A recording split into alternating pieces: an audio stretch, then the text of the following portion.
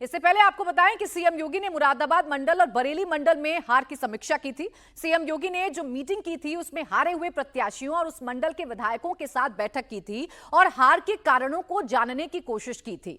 अब देखिए, मुरादाबाद मंडल हमेशा से एक चुनौती उत्तर प्रदेश में भारतीय जनता पार्टी के लिए रहता है। इसमें से 6 सीटों में से 4 सीट भारतीय जनता पार्टी हार गई, जबकि बरेली मंडल की आप बात करेंगे तो बरेली मंडल में 4 में से 3 जीती हैं भारतीय जनता पार्टी ने। बरेली मंडल वोट बैंक के लिहाज से भारतीय जनता पार्टी का गढ़ समझा जा सकता है। बरेली में भारतीय जनता पार्टी लगातार जीत दर्ज करती है, लेकिन मुरादाबाद मंडल में हार का स्वाद बीजेपी को चखना पड़ता है। अब जो बैठक हुई है उसमें क्या कहा गया है? मीटिंग में हारे प्रत्याशी, मंडल के विधायक इस बैठक में मौजूद रहे।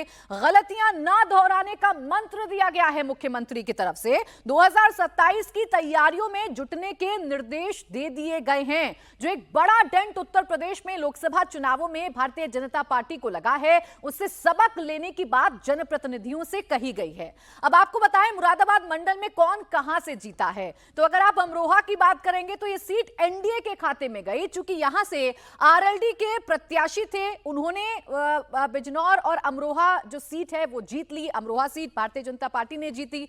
अगर आप समाजवादी पार्टी की बात करेंगे तो यहां मुरादाबाद, रामपुर और संभल, ये तीनों ही सीटें समाजवादी पार्टी ने जीती है, जबकि नगीना में चंद्रशेखर ने जीत दर्ज की है। और इसीलिए मुरादाबाद मंडल में नुकसान आने वाले चुनावों में ना उठाना पड़े, विधानसभा चुनावों में ना उठाना पड़े, इसीलिए अभी से तैयारियों को दुरुस्त किया जा रहा है। जनप्रतिनिधियों से मुलाकात की जा रही है, विधायकों से मुलाकात की जा रही है और उन्हें जीत का मंत्र दिया जा रहा है।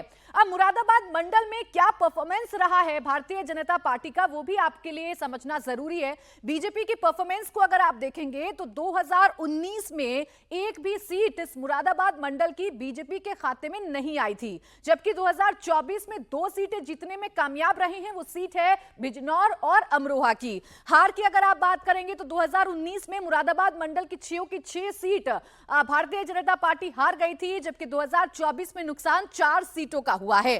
स्ट्राइक रेट अगर आप देखेंगे तो 2024 में स्ट्राइक रेट में इजाफा हुआ है।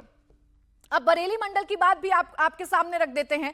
अगर आप बरेली मंडल की सीटों को देखेंगे तो बरेली, शाहजहांपुर और पीलीभीत वाली जो सीट है ये भारतीय जनता पार्टी ने जीती है। समाजवादी पार्टी ने बदायूं को एक बार फिर भारतीय जनता पार्टी से छीन लिया है और ये परिवार के पास सीट चली गई है एक बार फिर से। इसीलिए बदायूं सीट को लेकर, बरेली मंडल को लेकर अपनी तैयारियों को दुरुस्त किया जा रहा है और मुख्यमंत्री क्षेत्रवार बैठकें कर रहे हैं, मंडलवार बैठकें कर रहे हैं और लगातार जानकारी हासिल कर रहे हैं कि आखिर कमी कहां पर रह गई, हार के कारण क्या थे, उन्हें दूर कैसे किया जा सकता है। मुरादाबाद मंडल हमेशा से एक टफ फाइट देने वाला मंडल रहा है, जहां बीजेपी को झटका लगता है। हालांकि इस बार बीजेपी ने अपने परफॉर्मेंस को जरूर दुरुस्त किया। जबकि बरेली की आप बात करेंगे तो 2019 में 4 सीटें बीजेपी ने जीती थी बरेली मंडल की। 2024 में 1 सीट का नुकसान हुआ और 3 सीटें बीजेपी सिर्फ जीत पाई।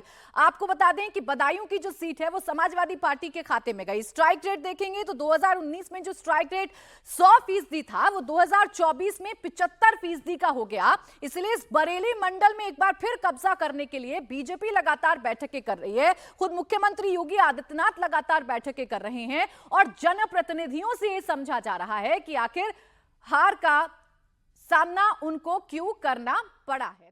एक तरफ मुरादाबाद मंडल, जहां पर इस बार बीजेपी ने सीटें तो हासिल की, 2 सीटें जीतने में बीजेपी कामयाब रही। पिछली बार 0 सीटें जीती थी बीजेपी ने, लेकिन फिर भी समीक्षा ये की जा रही है कि आखिर हार के कारण क्या हैं। विशाल मेरे सहयोगी जुड़ गए हैं ज्यादा जानकारी के साथ। विशाल, जो सबसे बड़ी बात निकलकर सामने आती है उत्तर प्रदेश की समीक्षा में वो है अफसरशाही का हावी होना। विधायक अगर शिकायत करते हैं तो अब प्रूफ की मांग उनसे की जा रही है। कई विधायक तो नाराज भी नजर आ रहे हैं।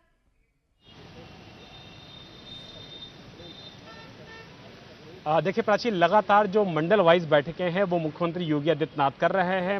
मुरादाबाद के साथ साथ बरेली की जो बैठकें हैं वो कल हुई और आज जो महत्वपूर्ण बैठक इस समय मुख्यमंत्री के सरकारी आवास पे 5 कालीदास पे चल रही है, जहां इस समय हम मौजूद हैं। मेरठ मंडल की बैठक चल रही है और इस मेरठ मंडल की बैठक में जो गाजियाबाद से विधायक है वो भी मौजूद हैं। इसके अलावा गाजियाबाद के सांसद अतुल गर्ग भी मौजूद हैं। और ऐसे में जब आपने नाराजगी की बात कही तो निश्चित तौर पर जब नंद किशोर गुर्जर से हम लोगों ने बात की कि क्या बात आप रखने आए हैं, कौन सी बात कहने आए हैं, मुख्यमंत्री ने तो साफ कह दिया है कि अधिकारी के खिलाफ अगर कोई भी जनप्रतिनिधि सबूत देता है तो हम कार्रवाई करेंगे। तो उनका कहना था कि जो विधायकों का प्रोटोकॉल होता है वो चीफ सेक्रेटरी से बड़ा होता है, और अगर कोई विधायक अपने मुख्यमंत्री से बात कहता है, अफसरों की शिकायत करता है, तो उसका संज्ञान लिया जाना चाहिए। और यही सब बातों को रखने के लिए नंदकिशोर गुर्जर, अतुल गर्ग और तमाम विधायक और मंत्री जो कि मेरठ मंडल से आते हैं, वो इस समय मुख्यमंत्री योगी आदित्यनाथ के साथ बैठक कर रहे हैं। और जो आपने जिक्र किया प्राची, वो मुद्दा सबसे बड़ा है विधायकों के बीच में, जनप्रतिनिधियों के बीच में, कि अधिकारी उनकी बात नहीं सुनते हैं, उनके जायज कामों को नहीं करते हैं। यही वजह है कि जो कार्यकर्ता है वो हताश है, निराश है और उदासीन था लोकसभा चुनाव की वजह से। और यही वजह है कि बड़ी संख्या में बीजेपी को यहां वो सफलता नहीं मिल पाई, सीट का जो लॉस है वो देखना पड़ा। और इसी वजह से इस समय जनप्रतिनिधि पहुंचे हुए हैं। और शाम को भी जो बात की जा रही है वो बैठक बहुत ही महत्वपूर्ण होने जा रही है प्राची, क्योंकि प्रयागराज मंडल की शाम को बैठक होने जा रही है। और ये देखना खासा दिलचस्प होगा कि इस मीटिंग में डिप्टी सीएम केशव प्रसाद मौर्य पहुंचते हैं या फिर नहीं। प्राची, बिल्कुल, एक तरफ ये देखने वाली बात है कि इसमें डिप्टी सीएम पहुंचते हैं या नहीं पहुंचते हैं, तो दूसरी तरफ इस अफसरशाही को लगाम लगाने के लिए क्या कदम सरकार की तरफ से उठाए जाते हैं, ये देखना भी दिलचस्प होगा। विशाल, शुक्रिया आपका तमाम जानकारी के लिए। तो